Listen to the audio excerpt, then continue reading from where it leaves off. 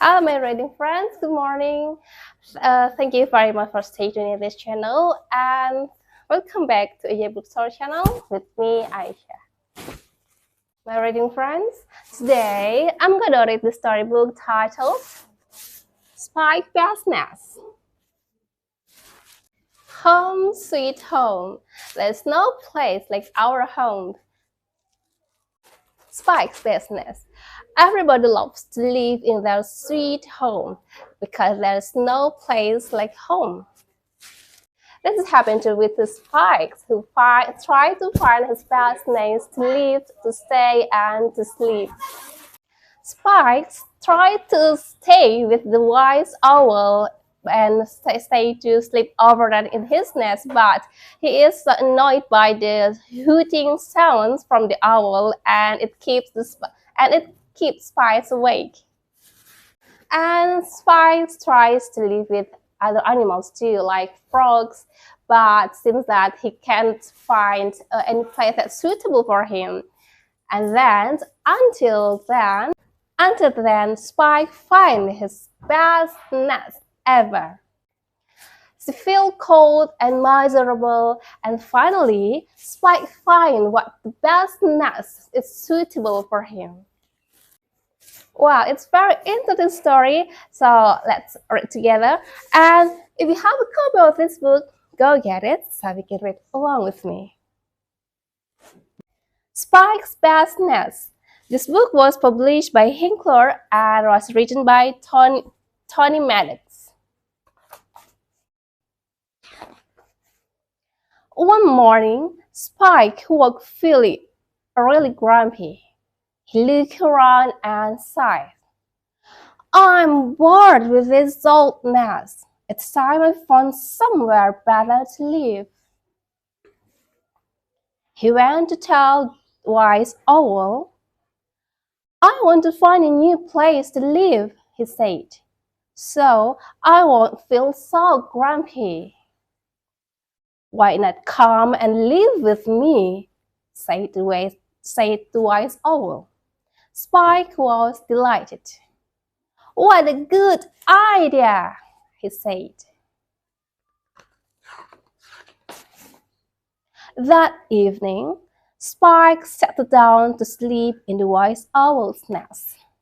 Just as he closed his eyes, he heard "Too-wit, too-woo! Too-wit, too-woo!"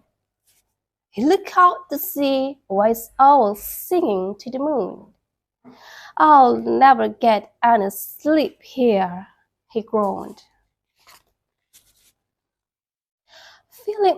Feeling very tired, Spike set off early next morning to find somewhere new to live. At the farmyard, Mother Hen said, "Stay with me in the hen house." But Spike wasn't very happy when she left him to babysit her eggs. Come and live with us, Spike, said Freddie Field Mouse, and he pointed to the red scarecrow that stood in the big cornfield. But Freddie has a very large family.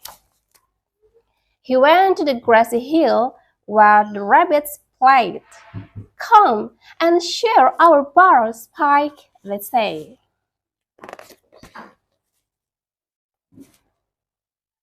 But when Spike peered into the rabbit burrow, he saw it was much too dark and gloomy. The day was almost over when he met the three green frogs.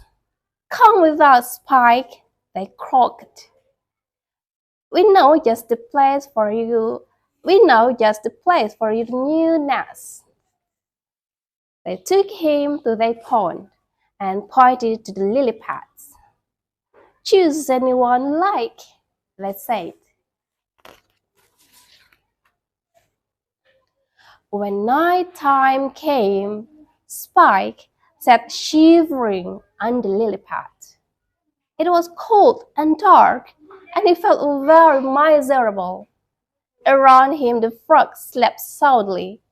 He thought about his old nest and how warm and cozy it had been. He knew there was only one thing to do.